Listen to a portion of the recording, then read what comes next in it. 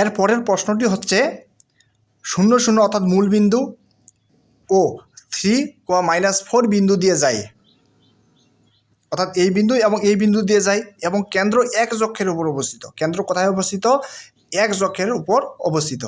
বলছে যে এরও বৃত্তের কি নির্ণয় করো, সমীকরণ নির্ণয় করো।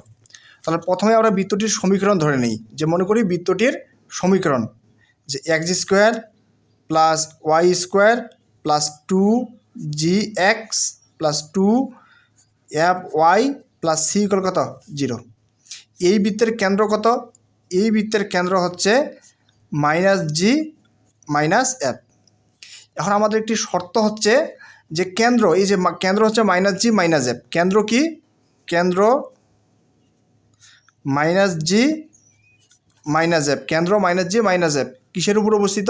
x অক্ষের উপর অবস্থিত। এই যে x অক্ষের উপর অবস্থিত। আমরা জানি কোনো বিন্দু যদি x অক্ষের উপর অবস্থান করে, কোথায় অবস্থান করে?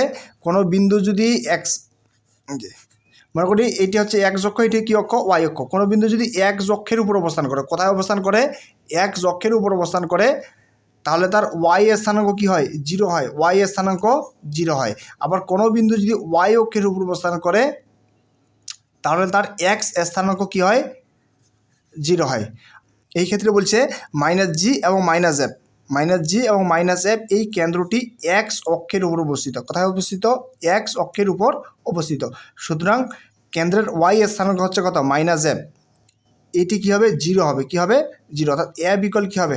0 হবে। এবং f এর মান এই সমীকরণটিতে বসাই। তাহলে কি পাওয়া যাবে? x² + y² + 2gx plus f এর মান কত বসাবো? 0। এখানে যদি 0 বসাই তাহলে তো এটা থাকে না, তাহলে কি থাকে? +c = কত? 0। এটিকে আমরা 1 নাম্বার দিলাম। অর্থাৎ f এর মান কত? 0। f এর মান এখানে যদি আমরা 0 বসাই তাহলে কি পাই? x² + y² + 2gx। এখানে আমার কত হবে? 0 হবে। তাহলে এই অংশটি আর থাকে না, শুধু কি থাকে? +c = কত? 0।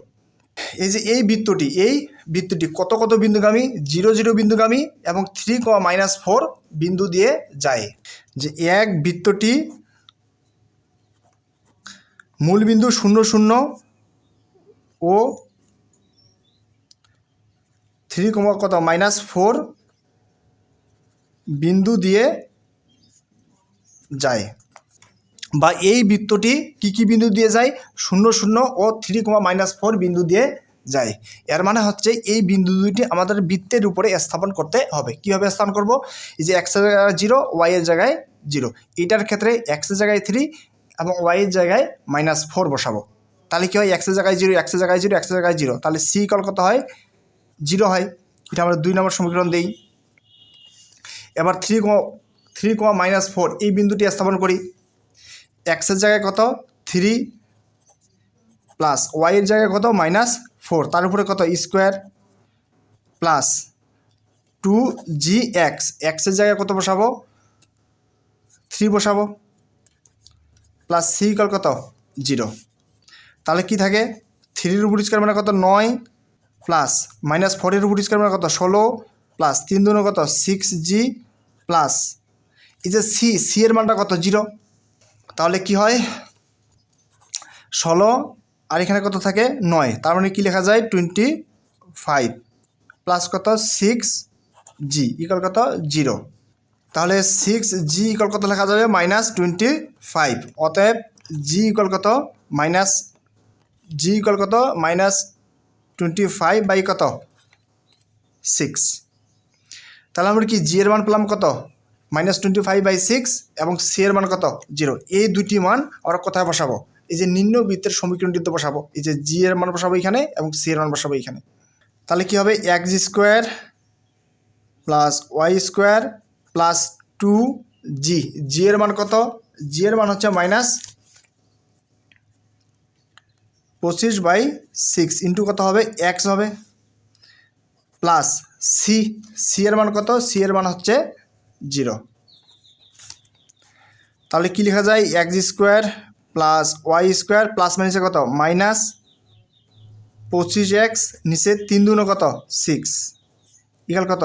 0। এখন সমীকরণটির উভয় পাশে আমরা 3 দ্বারা গুণ করে পাই। কত দ্বারা? 3 দ্বারা যদি গুণ করি তাহলে কত? 3x² প্লাস 3y² মাইনাস কত 25x ইকুয়াল কত 0। এটি হচ্ছে নিম্নবৃত্তের সমীকরণ।